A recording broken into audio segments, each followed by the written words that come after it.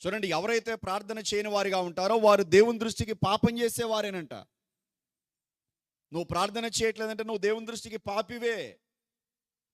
నువ్వు అనుకుంటున్నావు నేను పరిశుద్ధురాలని. నువ్వు ప్రార్థన చేయకపోతే పాపివే, వాక్యం చెప్తుంది.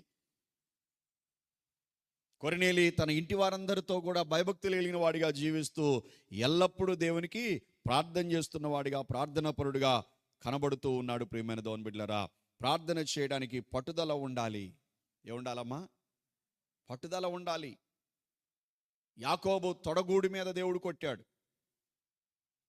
ప్రార్థన చేస్తూ ఉంటే నన్ను ఆశీర్వదించు అని ప్రార్థన చేస్తూ ఉంటే తొడగూటి మీద కొట్టాడు యాకోబుని. అసలు ఈయన పట్టుదల అంతా చూద్దామని, ప్రార్థన చేస్తాడా ఆపేస్తాడా అని చెప్పేసి ఆయన తొడగూటి మీద కొట్టగా తన తొడగూడు వసిలెను అని రాయబడింది. ఆదికాండం 32వ అధ్యాయం తర్వాత చదువుకోండి. తన యొక్క తొడగూడు వసిలింది.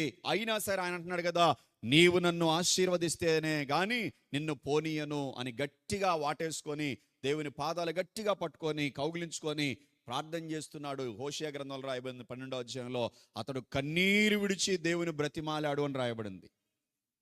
తొడగూటి మీద కొట్టినా, తొడగూడు వసిలినా, అది భరించలేని బాధ అయినా, అది నొప్పితో ఉన్నా ఆ నొప్పిని భరిస్తూ కన్నీళ్లు కారుస్తూ ఏడుస్తూ ప్రార్థన మాత్రం నిర్లక్ష్యం చేయకుండా అదే ప్రార్థన కంటిన్యూ చేస్తూ ఉన్నాడు. అదే ప్రార్థన కొనసాగిస్తూ ఉన్నాడు.